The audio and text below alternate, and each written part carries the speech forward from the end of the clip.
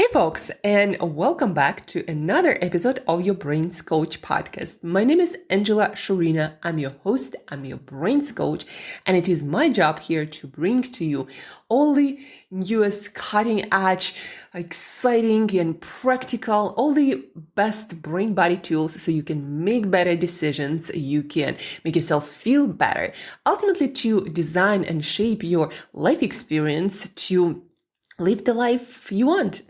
That's what we all are about. Our brain is a very fascinating organ, right? A lot of things that it does. They're what David Eagleman, one of the most, famous neuroscientists who writes a lot of books, does a lot of talks and has a podcast. So one of those neuroscientists who is out there in the public, popularizing his research and delivering fascinating facts about our nervous system and our brain.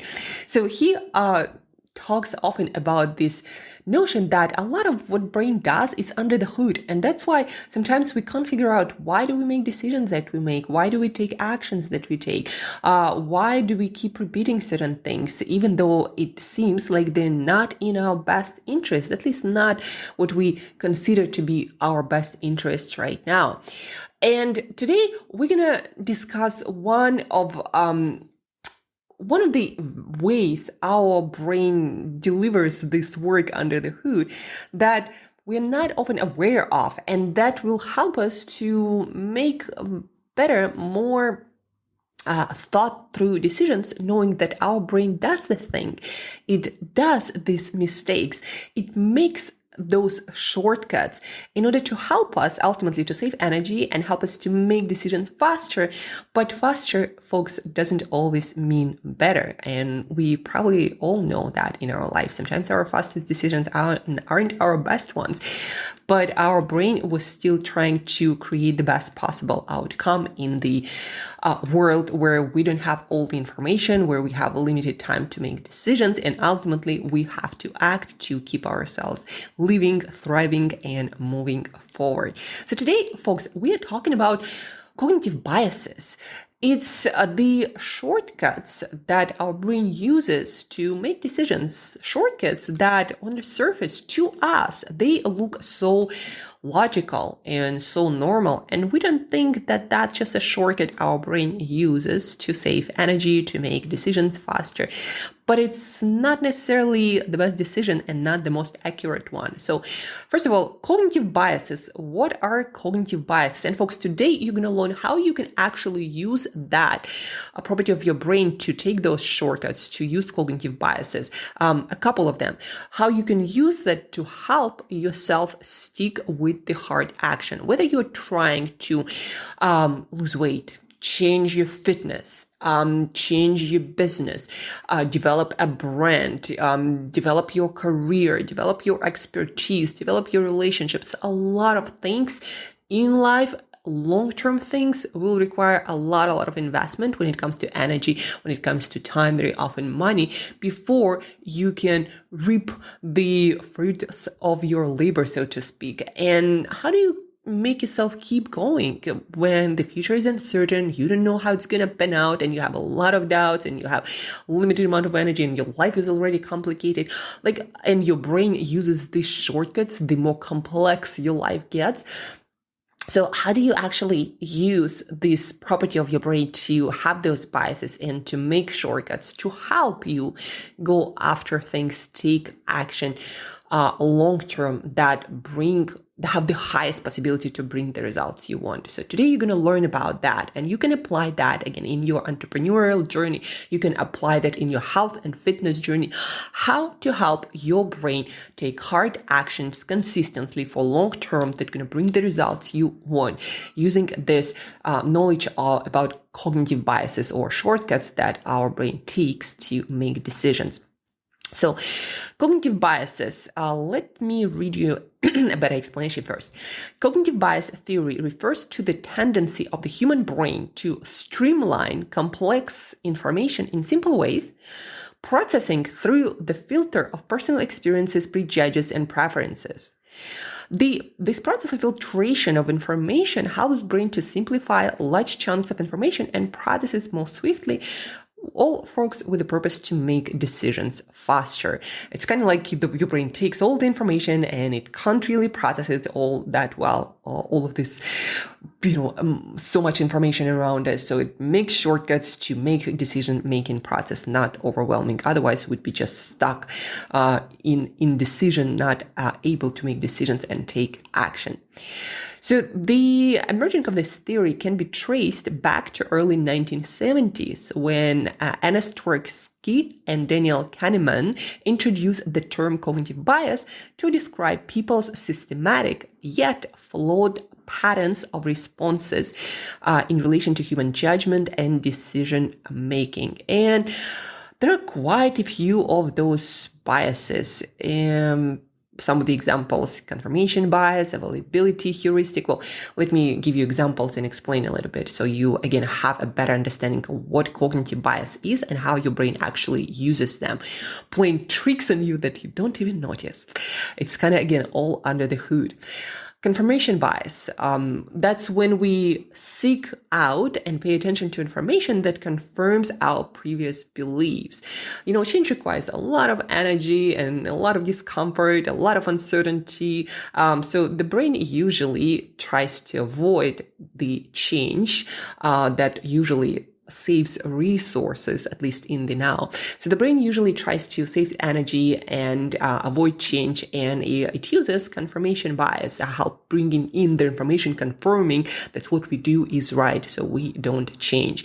That can, as you can see, playing against you in a lot of situations, especially when you're trying to start something new, when you're considering a change in your career, in your relationship. Like, your brain will always try to keep you where you are because it's safer, it requires less energy. And confirmation bias is one of those heuristics or shortcuts that your brain uses to keep you where you are, bringing you information that confirms that where you are is good. Availability heuristic, that's another interesting one. Your brain takes not all the information, but only what was available, especially recently, like the people you saw, the maybe career opportunities or offers you got, something that you read in the book recently, or you read on the internet online, or maybe a video you watched. So the brain will take the most available information and make decisions based on that, not on something that you learned maybe months ago or a couple of years ago. For the brain, that is not as relevant to what you're doing today, and so it will make the most recent available information and cues the more prominent in your head, and will make decisions based on that, not necessarily, again, on some history fact that might actually teach you a better lesson. Anchoring bias, that's actually used by a lot of retailers. Let's take Amazon or any other retailer, actually. So they first tell you, like, this was the price, like, I don't know, $200 for a blender, and now it's just $99.9. So they first anchor you at the higher price, so you believe it's a steal. But how do you know? Maybe the true cost of blender is $80 or even less, or maybe it was less, but now they decided to promote it and they put it in this kind of frame, anchoring the higher amount, showing you the lower, so you believe it's a discount. It actually, it's anchoring bias that they know our brain has, and they use it to make you buy more and make purchasing decisions faster, and more of that. There is also like hindsight bias. Steve Jobs has this famous quote that you can only connect the dots at the end. Basically, you go in life and you take action, but you'll be able to analyze how it all connects only at the end. But that's not necessarily because it was a perfect path and the only path and the best path forward. It's just our brain, again, has this bias to create a story about anything that happened before, to make it, to frame it, to make it look better and create some sorts of meaning in our life. For one reason or the other, we human beings, we story making machines, and we need some sort of meaning, feeling of progression, meaningful progression in our life to thrive. And so the brain uses it. It looks back, and that is called hindsight bias, and kind of says, oh, it all makes sense, where in reality, we don't really know if it all makes sense or there was a better path. Now, so this today, right now, you now know what cognitive biases are. What are these shortcuts that your brain uses to make decisions in all these different areas faster? And again, sometimes it works better, but in a lot of cases in our complex life that is more long-term, and we have to consider more distant past and future, and also a lot more information to make the best decision, it's not always the best decision. So you might create better shortcuts or heuristics or the rules for making decisions to avoid those biases. Or at least now that you know that retailers, for example, do that, this anchoring bias, or anyone who tries to sell you, they will tell you, oh, this was the price of the course. It was like 30,000. And then now it's only like 10,000 or 1,000. And you're like, oh, that is still, I need to get it right now. But the truth is, the course might be worth exactly what it's worth. It just, people are aware. People who are trying to sell stuff are aware of this anchoring bias, and they show you the higher price. Again, not because it's such a steal, but because that's what works for our brain. So be aware of this. A couple of cognitive biases that I wanted to introduce to you are framing a fact and sunk cost fallacy. Let me start with sunk cost fallacy.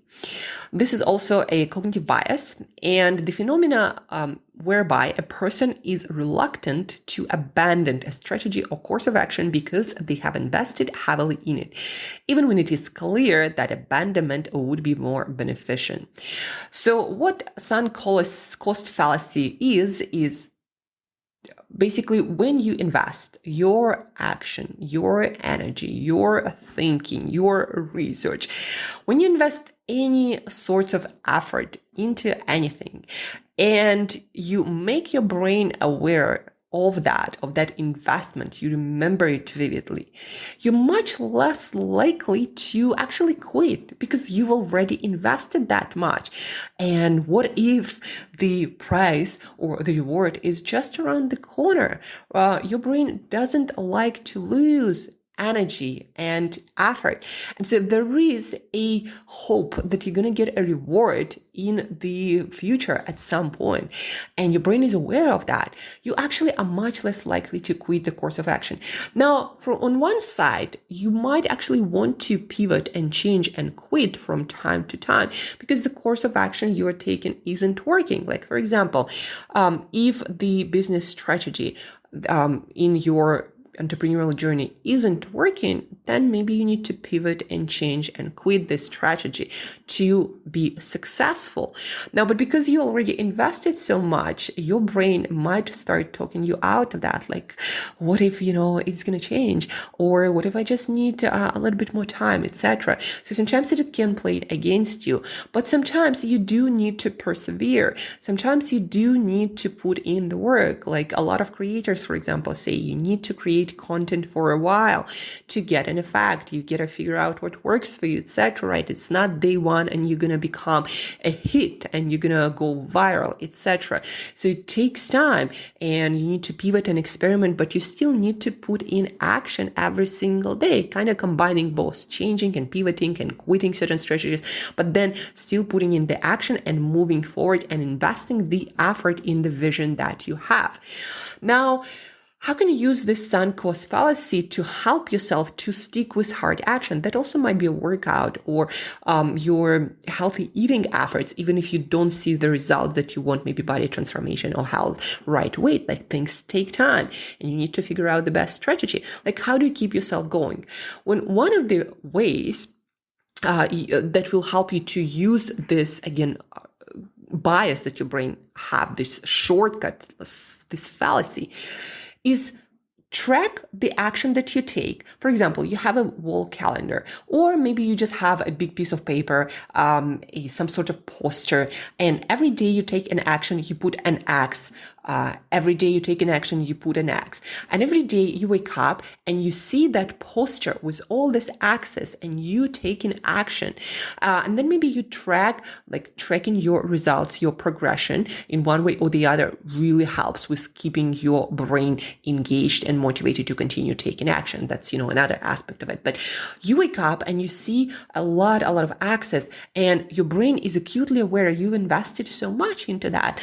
Then maybe we should continue and figure out a better strategy to make it work. We've already done that much. We've learned that much. We've got so much better. Is it really the best to quit? So this sunk cost fallacy, or your brain's unwillingness to waste your effort that you've already invested, that will help you, that will work for you, helping you to stick with it. But when it works especially well, when you make it visual, when you make it physical, when it's not just in your head, because a lot of times when you take action, and especially if you haven't been successful yet in your head, it just might be one chunk of, failures, and you're like, it's not worth it. I tried so many things. Let's just quit it. But maybe you just again need to adjust your strategy and keep going, and remind yourself that you've already put that much effort, and remind your brain that you've already spent that much energy there. And this will help you to keep going. This reminder of the effort you've already invested into whatever it is you're working on, again, whether that's your business, that health and fitness. Having that calendar or having that poster with all this, axis representing every single day that you took action will make you acutely aware of energy and effort you've invested. And that will be additional tool helping you to stick with it and get better and work on it until you get the results that you want. So that's how you can use the fallacy, the bias that your brain has in your favor. When you know it's going to be hard, it's going to be long, but you need to stick with it. That is what you do. You create some sort of visual representation of the investment of energy and effort and time, and very often money, in whatever it is you've been working on. So this is the first thing that you can use again for your benefit instead of it being against you. But be aware again that sometimes you invest into strategy and it's not really working. So you need to pivot, you need to quit, you need to adjust, and you need to not pay attention to what you've invested in this specific step or in this specific strategy. You need to change.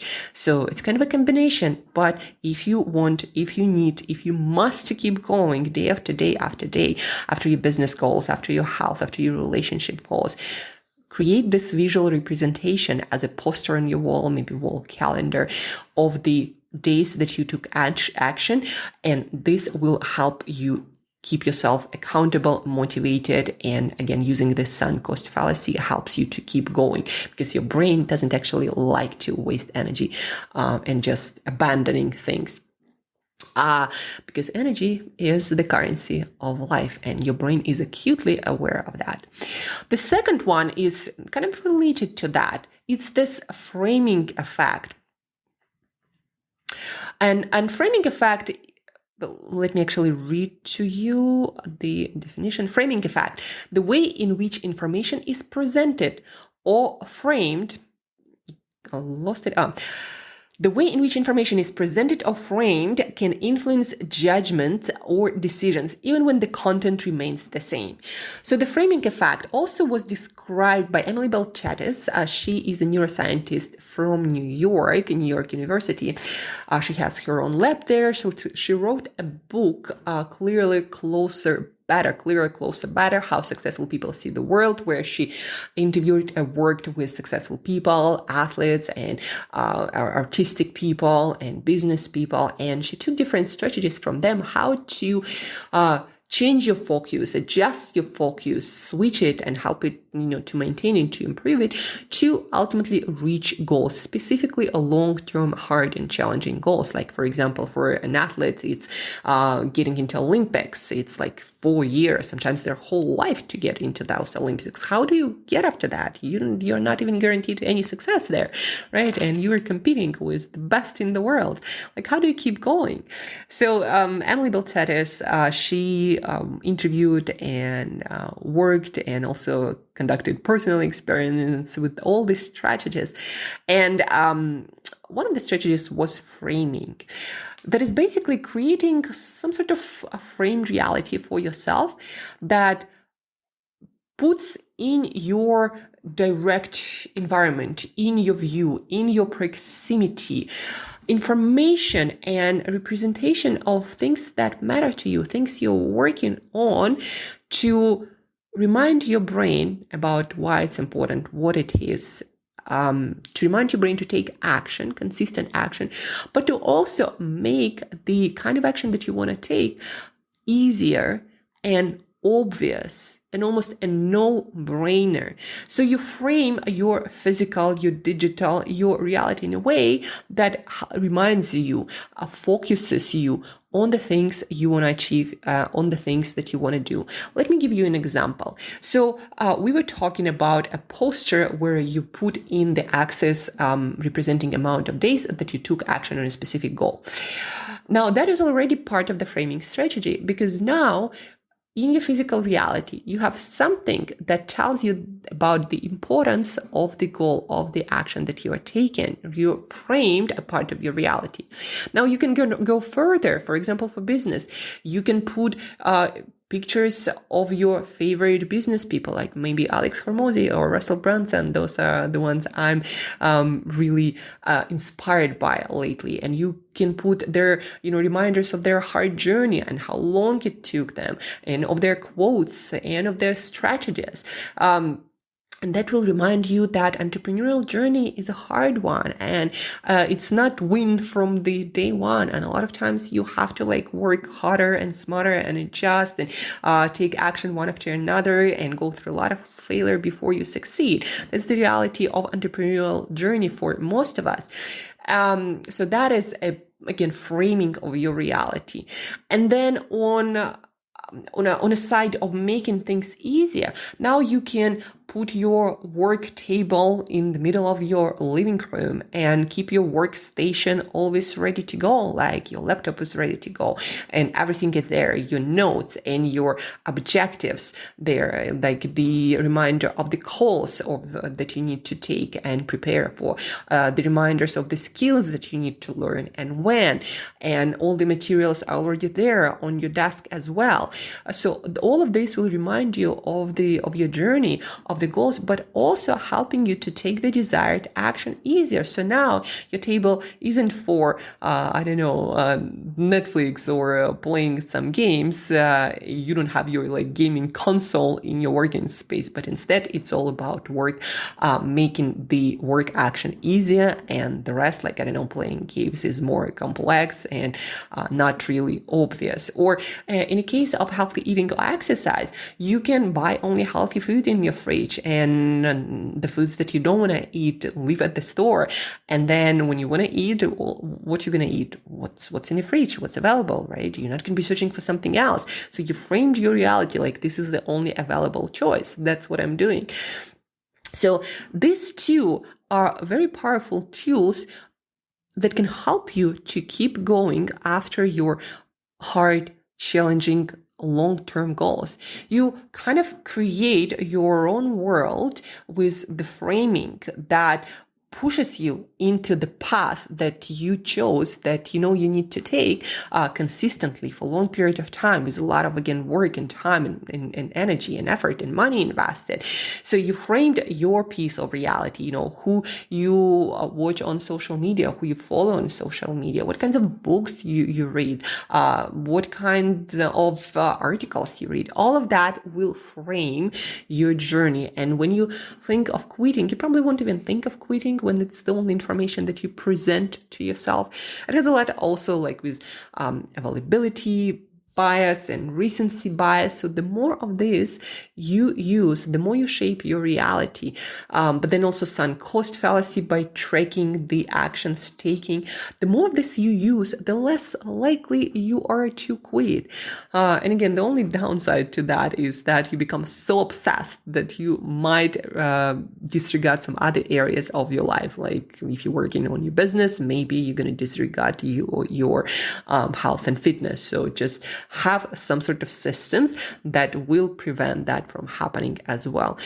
And folks, having interviewed quite amazing high performers, having talked to Navy SEALs and scientists and entrepreneurs and different leaders, even Nobel laureates, having talked to them, I realized that it's not the willpower, it's not the talent that they have. They're just very smart about creating the environment that supports their goals, whether that's environment inside of them, like your mindset, your self-talk, or a huge factor is the environment outside. What you see is what you get, quite literally. The trick, the hack here, folks, listen carefully.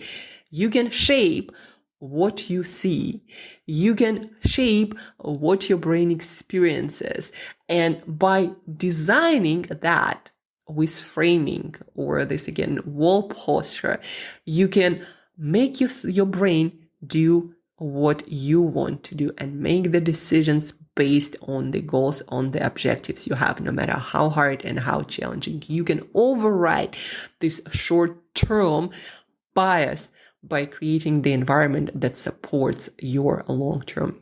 So to sum it up, we talk about what cognitive biases are and how much of them your brain uses to save energy, to make decisions faster, to help you succeed ultimately. That in our environment, again, doesn't always work that way. So cognitive biases are those shortcuts that your brain takes to make decisions faster. And there are quite a few of them. Different, again, retailers and businesses would use them on you because they work on every single brain. As long as you're a human being, hey, maybe they work on animals as well. We just, don't have the way to ask them. So cognitive biases, they're already used. Your brain uses them. You cannot avoid them, but you can use them in your favor. You can use them to get after, to work on, to reach the goals and success you desire, to give yourself the best chance at doing so. So not to quit on your hard, long-term goals, challenging goals. Use a sunk cost fallacy, meaning your brain's unwillingness to quit on the things that you invested energy and effort in. And you use it by creating a reminder, visual, physical reminder in your reality, maybe also a reminder that pops up every week on your calendar that tells you, okay, you've been working on your goal for that much, for, 300 so many days, or I've been working on this podcast for 5 years. Keep going. You'll find better strategies and it will pick up, right? So or for example, Buzzsprout, my podcast host, sends me every year and every week, actually, they send me statistics about how many listens I got, 2,000, etc. And I'm like, I got so much. It matters. And then every year they would send you another reminder of how many countries you reach, how many people you reach, etc. So all of that reminds you of the progression of the work you put in, and it helps you to keep going. It helps me to keep going. So the same create for every single challenge that you set up for yourself, that you've committed to. So this is sunk cost fallacy, and it goes right into the framing effect, creating a reality around you that helps you to take the action that you need to take, make them easier, and that helps you to remember about what it's about, why it's important, and why it matters in your life, and that very often harder goals, challenging goals take time, and you can have again representation of people who went through this journey and succeeded. You framing of reality is also again shaping it in a way that taking the action is easier than not taking them, making everything ready at your workstation, putting healthy food in place, having some workout body, having your clothing ready to work out. All of that is about framing or creating the reality that helps you to achieve your long-term goals. And that's it, folks. I hope you found this episode useful, and it helps you to think about things differently and to overcome your own challenges when it comes to being consistent with putting in the action, or maybe losing motivation for hard, high, long-term goals. If you have any questions, feel free to reach out, Angela at brainbreakthroughcoach.com. I can walk you through all of the spices and more, help you to adjust your mindset, your self-talk, your focus, your energy levels, learn about so many things to master your brain, to master your body, to master your mindset, so you achieve your goals much faster. So reach out with any questions. I'm always so happy to help you out, folks. And also, the best thing, folks, the most important thing for me as a podcaster, as someone who is passionate about sharing knowledge and by doing so helping people and creating a better world for all of us. So the best thing is to share, review this podcast, screenshot it, tag me, again, post some comment on any platform that you find this podcast, or put like a thumb up or like or some stars for this podcast. So this is the best thing that I would still appreciate, folks, if you can do something with sharing this podcast with other people, so we all can do better. Thank you, folks, again for listening, for your attention. We're going to be back on Friday with some other fascinating brainy science to help you design the life that you want to live. So reach out, share, and I'll talk to you very soon.